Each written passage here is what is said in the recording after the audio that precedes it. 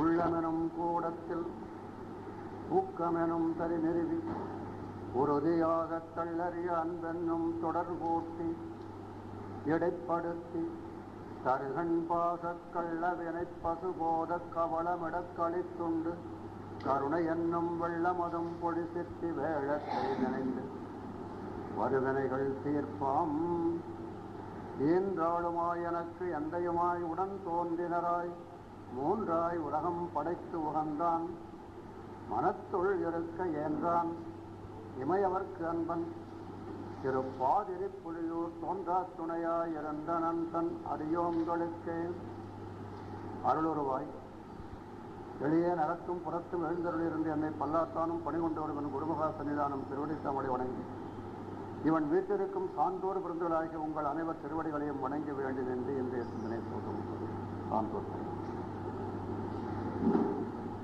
வணக்கத்துக்கும் வழிபாட்டுக்கும் உரிய ராஜாசர் முத்தைய செட்டியார் அறக்கட்டளையின் சார்பிலே திருமுறை சிந்தனை நடைபெற்று வருகின்ற நல்ல நிகழ்ச்சியிலே எளியனுடைய உள்ளம் ஈடுபடுமாறு திருவருளையும் குருவருளையும் சான்றோர் மருமக்களாக மீண்டும் மீண்டும் வணங்கினோம். இன்றைய திருவாசக சிந்தனையை தொடங்க சான்றோர் தொல்லை எறும் பிறவி சூடும் தலை நீக்கி அல்லல் அறுத்து ஆனந்தம் ஆக்கியதே எல்லை மறுவா நெறியளிக்கும் வாதவூர் எம்கோன் திருவாசகம் என்னும் தேன் திருவாசகம் என்னும் தேன் திருவாசகம் என்னும் தேன்.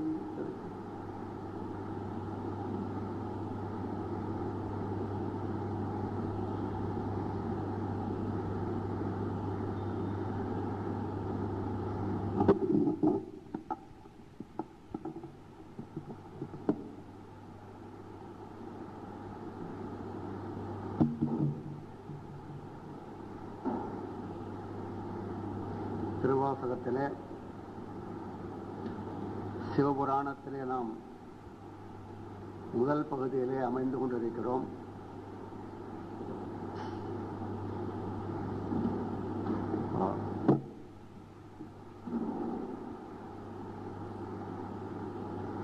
நமச்சிவாய வாழ்க என்பது தொடங்கி சற்றொப்ப நாம் விண்ணிறைந்து மண்ணிறைந்து மிக்காய் விளங்கொழியாய் எண்ணிறந்து எல்லை இலாதானே நின் பெருஞ்சீர்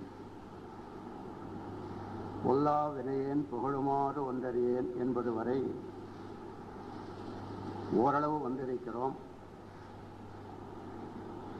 முந்தை வினை முழுதும் ஓய உரைப்பன்யான் கண்ணுதலான் தன் கருணை கண்காட்ட வந்தெய்தி எண்ணுதற்கு எட்டா எழிலார் கடல் இறைஞ்சி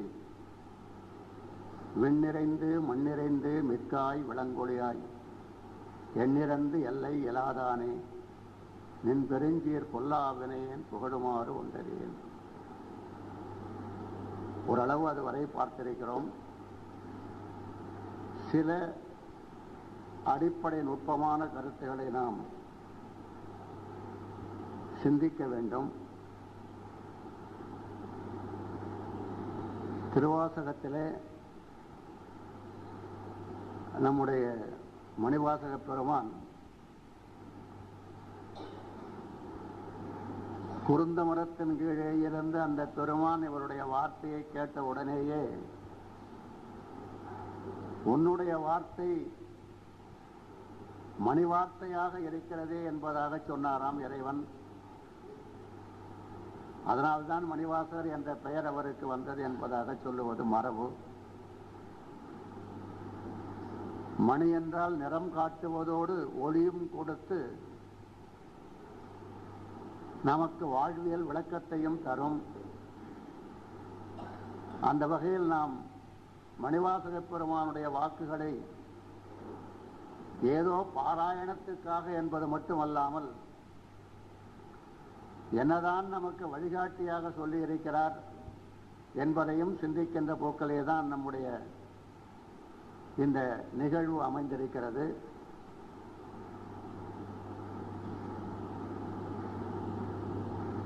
முதல் நான் குறித்தவாறு யாரும் இன்னும் ஒத்துக்கொள்ளலை.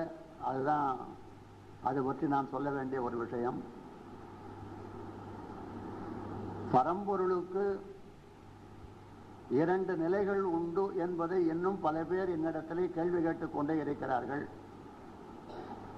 இது என்ன நீங்க புதுசா ஏதோ ஒன்று எடுத்துக்கொண்டு இது சொரூப லட்சணம் தடஸ்த லட்சணம்னு பேசிக்கொண்டே இருக்கிறீங்களே, இதெல்லாம் நாங்கள் கோயிலுக்கு போனாலும் எங்களுக்கு ஒன்றும் சொரூப லட்சணம் தடஸ்த லட்சணம் ஒன்றும் தெரியல.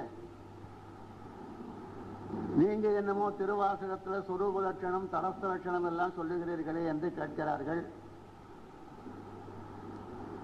நான் முதலிலேயே சொன்னேன், எந்த பொருளுக்கும் சொரூப லட்சணமும் உண்டு, தடஸ்த லட்சணமும் உண்டு. இந்த ரத்ன சபாபதி என்றோ இந்த உருவம் என்றோ என்னுடைய பணி என்றோ மற்றவற்றை எல்லாம் நீங்கள் தடஸ்த லட்சணமாகத்தான் கொள்ள வேண்டும். தடஸ்த லட்சணம்னா வேற ஒண்ணும் இல்லை, சார்பு இலக்கணம், அவ்வளவுதான். ஒரு அடையாளம் சொல்றது, இந்த மாதிரி வருவான் இந்த மாதிரி இருப்பான் அப்படின்னு அடையாளம் சொல்றது, இதெல்லாம் சார்பு இலக்கணம். நான் திரும்ப திரும்ப இந்த சிந்தனை உருளையை சொல்லி வருகின்ற எல்லாமே சார்பு இலக்கணமும் தன் உண்மை இலக்கணம், தன்னுண்மை இலக்கணம், அவனுடைய சொரூபம், சொரூப லட்சணத்தில் என்ன என்பது பற்றி. சொரூபம் தடஸ்தம் இரண்டையும் நாம் வேறுபடுத்திக் கொள்ள வேண்டும். அதை ஒரு வரலாறு மூலமாக நமக்கு அமைத்து காட்டியிருக்கிறார்கள்.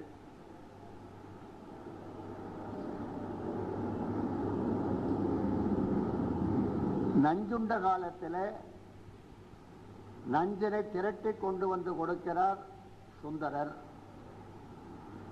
அதை வாங்கி சாப்பிடுகிறார் பெருமான். அம்பாள் வந்து உடனே அந்த கழுத்தை பிடிக்கிறார்கள். அதன் பிறகு அது அங்கேயே தங்கி விடுகிறது. அது நீலகண்டன் என்ற பெயர் பெறுகிறான். அந்த நீலகண்டம் என்ற இடம் இருக்கிறதே, அதற்கு மேல் உள்ள ஆராய்ச்சி எல்லாம் சொரூப லட்சணம், அதன் கீழ் வருகின்ற ஆராய்ச்சி எல்லாமே தடஸ்த லட்சணம். ஒரு வேறுபாட்டுக்கு வைத்துக் கொள்ளலாம். ஏன் அம்பாள் வந்து பிடிக்க வேண்டும்?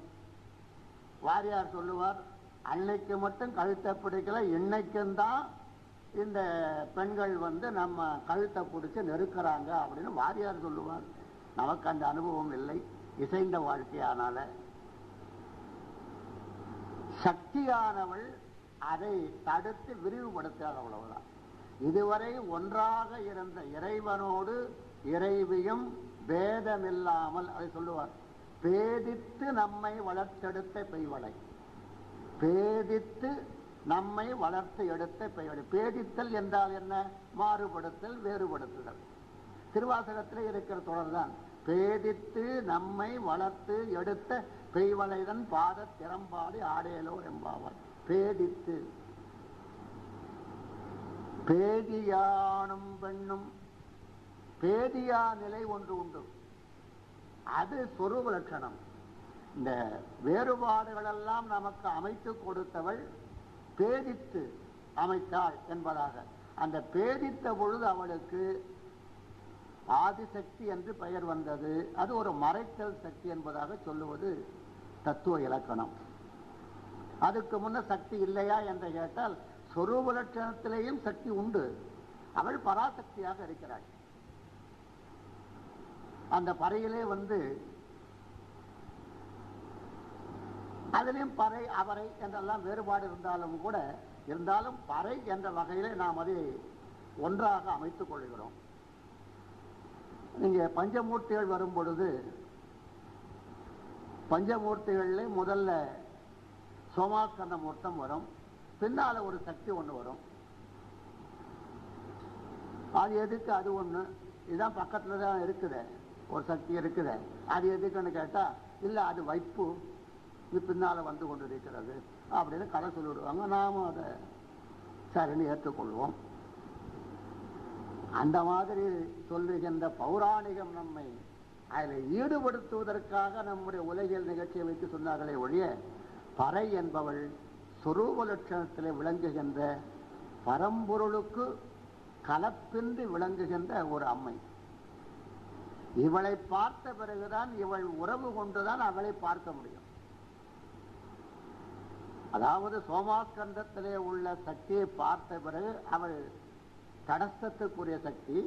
அவளை பார்த்த பிறகுதான் பராசக்தியை நாம் பார்க்க முடியும். ரெண்டாவதாக அவள் வருகிறாள். அவள் ஒன்றும் சின்ன வீடு இல்லை, அவள் முழுமையாக நிறைந்திருக்கின்ற சக்தி பராசக்தி அவள்.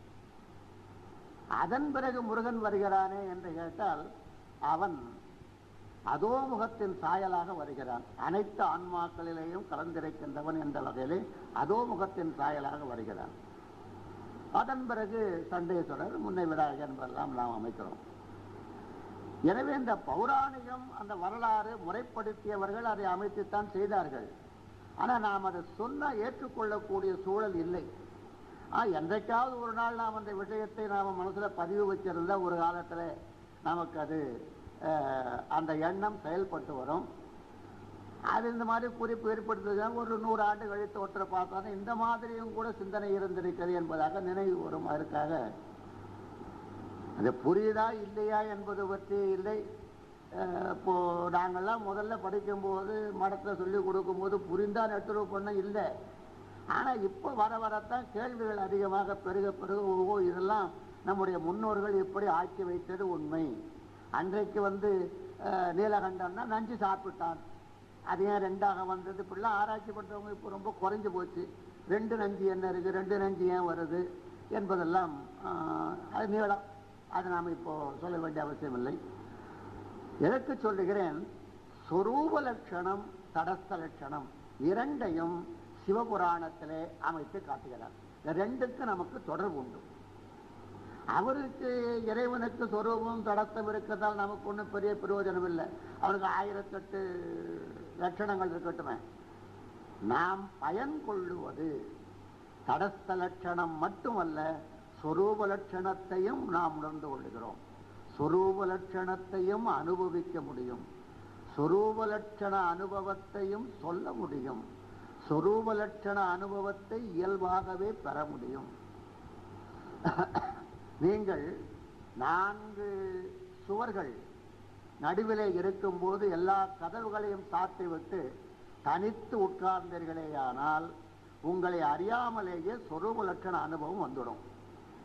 உங்களுடைய சொரூப லட்சணம்.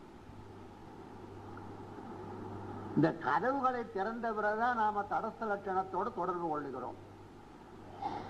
அந்த கதவுகளை சாத்தி நீங்க தனியா இருக்கும் பொழுது பேராசிரியரும் அல்ல, எதுவுமே இல்லை, சொரூபம்.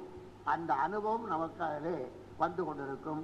அதைத்தான் கண்மூடி மௌனமாக எல்லா கதவுகளையும் சாத்திவிட்டு தியானத்தில் இருக்கும்போது சொரூப லட்சண அனுபவம் தானாக வரும்.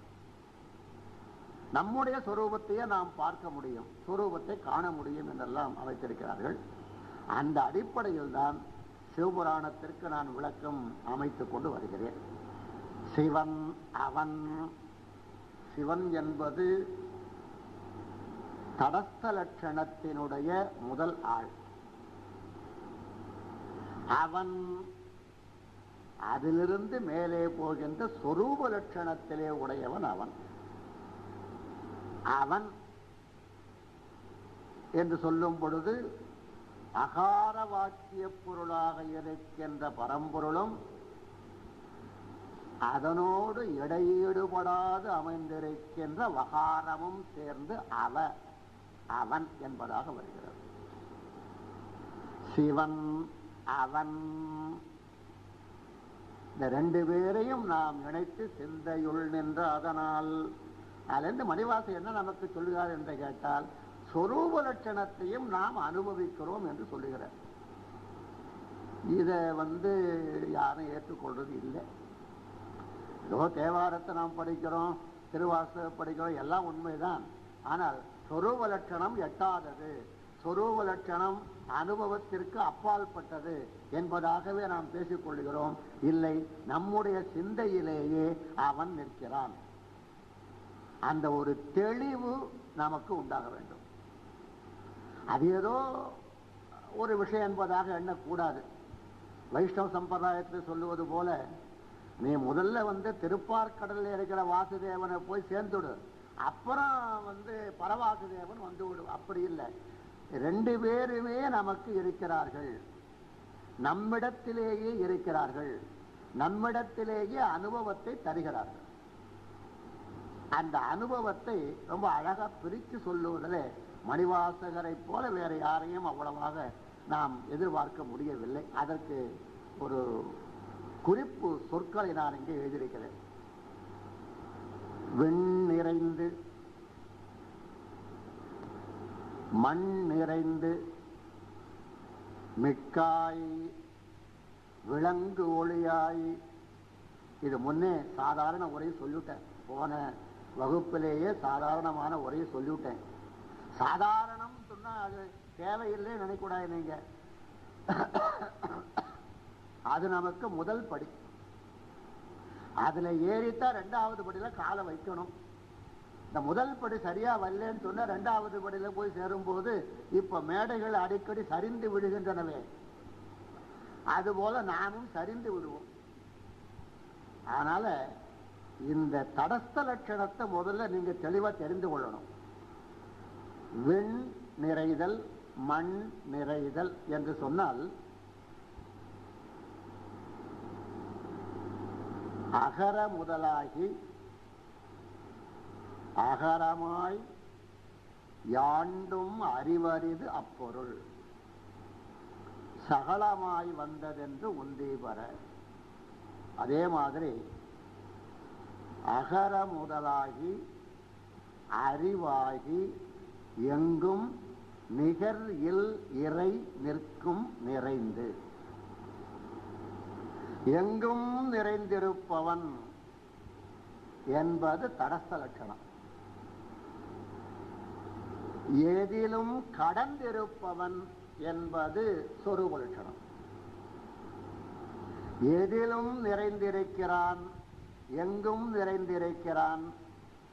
இதை பாடபேதம் என்பதாக சொல்லி நாம சரியான நிலையில் அமைத்துக் கொள்ளவில்லை. இருந்தாலும் இரண்டு பொருளையும் நீங்கள் தெரிந்து கொள்ள வேண்டும். விண் நிறைந்து மண் நிறைந்தும் நாம பாராயணம் பண்ணும் போது அந்த இம் சொல்றதே கிடையாது. விண் நிறைந்து மண் நிறைந்து மெக்காய் விளங்கொழியாய் எண்ணிறந்து எல்லையிலாதான் என்பறிஞ்சீர். விண் நிறைந்தும், நிறைந்தும் என்று சொன்னாலே கொஞ்சம் மேல போகணும்னு தெரியுது. விண் நிறைந்து மண் நிறைந்து.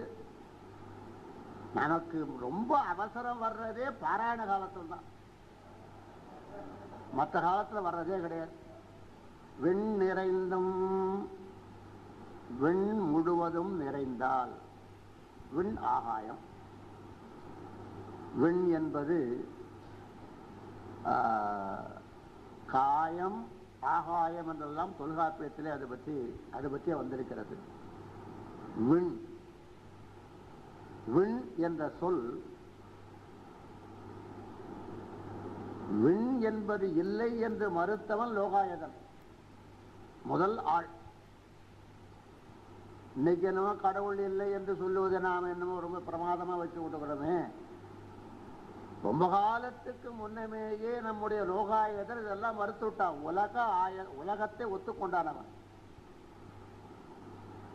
உலகத்தை ஒத்துக்கொண்டனால உலகாயதன் பேரு. உலகத்துல என்னென்ன உண்டு, சேர் உண்டுன்னா அது ஒத்துக்கிறான், அவ்வளவுதான்.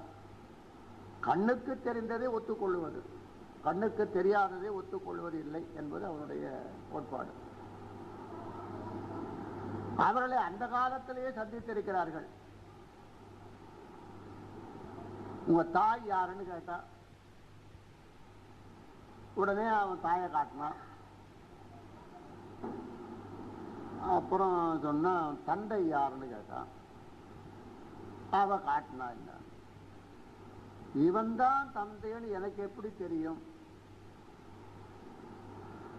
இவன் தான் தந்தைன்னு எனக்கு எப்படி தெரியும்னு அவன். அப்ப அவன் சொன்னான், எங்க அம்மா சொன்னாங்க. அப்ப பெரியவங்க சொல்றதையும் ஒத்துக்க. உங்க அம்மா சொல்ற மாதிரி பெரியவங்க சொல்றதையும் ஒத்துக்க தானே வேணும். உங்க அம்மாவுக்கு தெரியாத விஷயத்தை அவங்க வாத்தியார் சொல்றார், ஒத்துக்க. அவருக்கு தெரியாத விஷயத்தை ஆண்டவன்ற பேர்ல சொன்னதாக, புஸ்தகம் சொன்னதாக முன்னோர்கள் ஆப்த வாக்கியத்தை ஒத்துக்கொள்ள வேண்டும். நான் கண்ணால் கண்டதான் ஒத்துக்கொள்ள வேண்டும். நீ உங்க அம்மா கிட்ட பிறந்தேன்னு உனக்கு எப்படி தெரியும்? நீ பிறந்தது இந்த அம்மாவுக்கு தான், உனக்கு எப்படி தெரியும் அப்படின்னு கேட்டா, அதுதான் அவனுடைய தோல்வித்தானம் முதலில் தொடங்கி என்பதாக சொல்ல. இன்னைக்கு என்னமோ கண்ணால் கண்டால் தான் ஒத்துக்கொள்ளும் போனே வருவெல்லாம். நம்ம அறிவையே நாம கண்ணால பார்க்கல, முதல்ல நம்ம ஆன்மாவையே பார்க்கல. ஆன்மா இல்லைன்னா சொல்ல முடியும்? இதெல்லாம் நீண்ட காலத்தில் இருந்து வருகின்ற வாதங்கள். நான் சொல்லவே இல்லை. ஒரு பொருளில் நிறைந்திருப்பது என்று தத்துவம் முடிவு செய்வது பரம்பொருள் தன்மை. எந்த பொருளிலேயும் நிறைந்திருப்பது அதுதான். எப்படி நிறைந்திருக்கிறது, அதை நிறைந்ததுன்னு எப்படி சொல்ல முடியும் என்று கேட்டால், தண்ணீரை ஒரு குடத்திலே வைத்துக் கொள்கிறோம். இந்த குடம் தண்ணீரை தன்னுள் அடக்கி கொண்டிருக்கிறது. இல்லையானால் தண்ணீர் என்ன ஆகிவிடும் என்று கேட்டால், எல்லை கடந்து ஓடிக்கொண்டிருக்கும். அதற்கு ஒரு எல்லையை உட்படுத்தி ஒரு கரையாக அதை தடுத்து கொண்டு அதனுள் அது இருக்குமாறு அதை செய்து தாங்கி தாரகமாக இருப்பது, தாங்கி இருப்பது. அதன் பிறகு கண்டுபிடித்தார்கள், தண்ணீருக்கும் குடத்துக்கும் உள்ள சம்பந்தத்தை ஒத்துக்கொள்ளுகிறேன். தண்ணீரில் பெருமான் இருக்கிறான் என்பது பற்றி என்ன சொல்லுகிறீர்கள் கேட்டார். தண்ணீர் முழுவதிலேயும் பெருமான் இருக்கிறான். அது கொஞ்சம் சந்தேகமா இருக்குது. அப்படின்னு சொன்னா, தண்ணீரின் தன்மை என்ன? தண்ணீரின் தன்மை என்ன? நாம குடிக்கிறது அது இல்லை, சூடாக்கி குடிக்கிறது அதுவும் இல்லை. தண்ணீரின் தன்மைதான் என்ன என்று கேட்டால், என்றும் குளிர்ந்திருப்பது, பள்ளம் நோக்கி ஓடுவது, அது செயல். இது தன்மை. செயல் மூலமாகவும் தெரிந்து கொள்ளலாம். அந்த பண்பை தொட்டு பார்த்து அனுபவித்து பார்த்தும் தெரிந்து கொள்ளலாம். கீழ்நோக்கி ஓடுவதாக இருந்தால் அது தண்ணீரின் தன்மை இருக்கிறது என்பது பொருள்.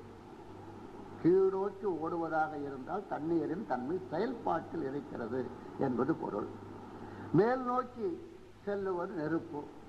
ரெண்டும் மாறுபாடு. நெருப்பு கீழ்நோக்கி வராது, தண்ணீர் மேல் நோக்கி ஓடாது. இதெல்லாம் ஒரு வரையறை செய்திருக்கிறார். நாம் தெரிந்து கொள்வதற்கு இதெல்லாம் இருக்கிறது என்று தெரிந்து கொள்வதற்காக அதை அமைத்திருக்கிறார்கள். தண்ணீரில் அந்த நீர் தன்மை என்பதாக சொல்லுகின்ற தர்மம், அவருடைய தன்மை இருக்கிறதே, அதுவாக இருப்பவன் கடவுள். நான் தண்ணீரை சாப்பிட்டாலும் கடவுளைத்தான் சாப்பிடுகிறேன் என்பதாக எண்ணுகின்ற அளவுக்கு நீர்த்தன்மையாக இருந்து அதை செயல்படுத்தி கொண்டிருக்கிறவன் அவன். இல்லையானால் நீர்த்தன்மை இருக்காது. இந்த கருத்தை ஒத்துக்கொள்வதற்கு இன்னும் கொஞ்சம் பக்குவம் நமக்கு வர வேண்டும். இந்த தாங்கிறது போறது வர்றது உடனே ஒத்துக்கொள்ளலாம். அது ஒரு மெட்டீரியல் சப்ஸ்டன்ஸா இருக்கிறதுனால நாம் அதை ஒத்துக்கொள்ளலாம். இந்த தண்ணீராக இருப்பதும் இறைவனே என்பதாக சொல்வது இல்லையா, அதைத்தான் நாம் ஒத்துக்கொள்வது கொஞ்சம் சிரமம். என்ன சிரமம்? என்னால நாம் ஒத்துக்கொள்ள முடியாது என்று கேட்டால், தண்ணீருக்குள்ள ஆற்றல் ஒரு பொருளை மென்மைத்தன்மையாக ஆக்கும். இப்போ அண்மையில கண்டுபிடிச்சதுன்னு கேட்டா, எங்கெங்க தண்ணீர் இருக்குது அங்கெல்லாம் கெடுதல் வந்து கொண்டே இருக்கும். தண்ணீர் இல்லைன்னு சொன்னா, ரெசிபி இப்பெல்லாம் வருது அதிகமா. பத்திரிகைகளை புரட்டினாலே ரெசிபி அப்படின்னு ஒன்று வருது. அதில் சொல்லு, இந்த பூண்டு, இஞ்சி, சுக்கு இதெல்லாம் நீங்கள் அரைச்சி வச்சு கொள்ளணும் அப்படின்னு. அரைக்கிறதுனாலும் நாம தண்ணீர் விட்டு தான் அரைப்போம். அதுனா பொடி, அதாவது பொடியும் இந்த அதாவது ஒரு பிசின் மாதிரி வருகின்ற இருக்க தண்ணீர் விடணும். தண்ணீர் விடாம இடிச்சு வச்சுக்கொண்டு அந்த சுக்கு தூளையை வச்சுக்கொள்ளலாம், மிளகு தூளையை வச்சுக்கொள்ளலாம். இந்த இஞ்சி மூலானவற்றிலேயே அது இருக்கும். ஆனால் அது அப்படியே அரைத்துக்கொள்ளும், தண்ணீர் விடாம அரைத்துக் கொள்ள வேண்டும் என்றெல்லாம் சொல்லுகிறார்கள். அந்த தண்ணீர் தன்மையினால்தான் அந்த பொருள் வர வர வர வர கெட்டு போய் கொண்டே இருக்கிறது. தண்ணீரே இல்லாமல் ஏன் வைக்கணும்னா கெட்டு போயிடும். தண்ணீர் வீடு கட்டுறோம், தண்ணீர் உள்ள பூரா அந்த சிஸ்டம் கொஞ்சம் பாழ்பட்டு போனா வீடு பொழுது இல்லாத போகுது. தண்ணீருக்கு உள்ளே கசிந்து இருந்து ஆளை ஒண்ணுமில்லாத ஆக்குகிற பண்பு உண்டு. நமக்கும் அன்பு என்ற தண்ணீர் உள்ளே இருந்து கசிந்து கசிந்தா இந்த கட்டுக்கோப்பான சரீரமானது அன்பு மயமாக மாறிவிடும். இப்படி மாற்றும் தன்மை அதற்கு உண்டு. இப்படி அந்த தன்மையை தெரிந்து கொள்ளுவது சொரூப லட்சணம். அது சொல்லுகிறார், அந்த தண்ணீர் முழுவதும் நிறைந்திருப்பதும் அது. அப்ப கடவுள் நிலமாக, நீராக, தீயாக நிறைந்திருக்கிறார் என்பதாக மட்டும் வைத்துக் கொள்ளலாமே என்று கேட்டால் வைத்துக் கொள்ளலாம். நமக்கு அனுபவத்துக்கு அவ்வளவுதான் வைத்துக் கொள்ளலாம். அது என்ன குறை வரும் என்று கேட்டால், ஒரு காலத்தில் தண்ணீர் முற்றும் அழிந்து போனால் இறைவனும் அழிந்து போய் விடுவான் என்று வரும். உலகம் முழுவதும் இறைவன் இருக்கிறான் சொன்னால் உலகம் முழுவதும் அழிந்து விட்டது என்பதாக சொன்னால் இறைவனும் அழிந்து விடுவான் என்பதாக பொருள் வரும். அதனால என்ன சொல்லுகிறார், தடஸ்த லட்சணத்திலே உள்ள பரம்பொருள், தடஸ்த லட்சணத்திலே உள்ள இறைவன் அழிவதாக நீங்கள் எடுத்துக் கொள்ளாதீர்கள். அவைகளெல்லாம் சொரூபத்தில் ஒடுங்குகின்றன. ஏன் அதை நாம் வலியுறுத்தி சொல்லுகிறோம் என்று கேட்டால், அதோடு நிறைந்து விட்டால் அந்த பொருள் அழிந்துவிடும். இந்த பொருள் அழிகின்ற காலத்தில் முழுவதும் அது அழிந்துவிடும். அதனால் அந்த பொருள் என்ன சொரூபத்தில் சென்று விடுமேயானால் அது அழியாதிருக்கும். இந்த கொள்கையை சொல்லுவதற்காகத்தான் மணிவாசக பெருமான் மிக்காய் விண் நிறைந்தும் மிக்காய் மண் நிறைந்தும் மிக்காய், விண் நிறைந்து இருக்கிறான் இறைவன் என்பது தடஸ்த லட்சணம். நாம் ஒரு பொருளை வைத்து தெரிந்து கொள்கிறோம். அதிலிருந்தும் நீ மிகுந்திருக்கிறாய், கடந்திருக்கிறாய். விண் என்பது ஆகாயம். நமக்கு தெரிந்த வரையிலும் ஒரு ஆகாயம் மேல இருக்கிறதா நாம் நினைக்கிறோம், ஒரு வெற்றிடம் என்று. அதற்கு வெளி என்று பெயர். இந்த வெளியை ஒத்துக்கொள்ளவில்லை லோகாயதம். ஏன் ஒத்துக்கொள்ளவில்லை என்று சொன்னால் கண்ணுக்கு தெரியவில்லை என்பதுதான். கண்ணுக்கு தெரியவில்லை, அதனால நான் ஆகாயத்தை ஒத்துக்கொள்ள மாட்டேன்னு சொன்னான். அப்பொழுது கொஞ்சம் அழுத்தமான கேள்விகளை, விளக்கங்களை அமைக்கிறார். விண் இல்லையானால் இப்போ போய் நான் இதெல்லாம் சொல்ல வேண்டிய அவசியம் இல்லை. இப்போ செல்போன் வந்துவிட்டது, எல்லாம் வந்துவிட்டது. எல்லா ஒளிகளும் ஆகாய மார்க்கமாக சென்று கொண்டிருக்கின்றன. அவற்றை எடுத்து அவர்கள் பயன்படுத்துகிறார்கள். டவர் கிடைக்குதுங்கிறார், டவர் கிடைக்கலைங்கிறார், அந்த மாதிரி எல்லாம் இருக்குது. ஆக ஆகாயத்தினுடைய குணம் ஒன்று உண்டு. ஆகாயத்தின் குணம் என்ன என்று கேட்டால் அது ஒலி. ஒலி நீங்கள் கேட்கிறீர்கள் என்பதாக சொன்னால் ஆகாயத்தின் குணம் வர வேண்டும். ஆகாயத்தின் குணம் இல்லை என்று சொன்னால் ஒலி கேட்க முடியாது. காது செவிடாகிவிட்டது என்பதாக சொன்னால் காதிலே ஆகாயத்தின் தன்மை நம்மிடத்தில் இருக்கணும், அப்போதான் அந்த ஒலி வரும். ஆகாயத்தின் தன்மை குறைந்து விடுமேயானால் அப்பொழுது ஒலி நமக்கு கேட்கும் ஆற்றல் வராது. செவிடுன்னு சொல்றோம், அது காது கேட்கவில்லை என்று சொல்றோம். எப்படி சொன்னாலும் ஆகாயத்தினுடைய தன்மை நம்முடைய உடம்பில் குறைந்து விட்டது என்பது பொருள். அப்போ ஆகாயத்திற்கு என்ன தன்மை என்று கேட்டால் ஒலி. ஒலி எதற்காக அமைக்கப்படுகிறது என்று கேட்டால் ஞானத்திற்காக. ஒலி ஏன் வருகிறது என்பதாக சொன்னால் நாம ஞானத்திற்காக. ஒலி பரவவில்லையானால் நம்முடைய ஞானத்தை உயர்த்தி வைக்க முடியாது, தூக்க முடியாது, ஞானத்தை எழுப்ப முடியாது. ஞானம் நமக்கு இயல்பாக இருந்தாலும் கூட ஒலிதான் அந்த ஞானத்தை எழுப்பும். இப்ப நீங்க மந்திரம்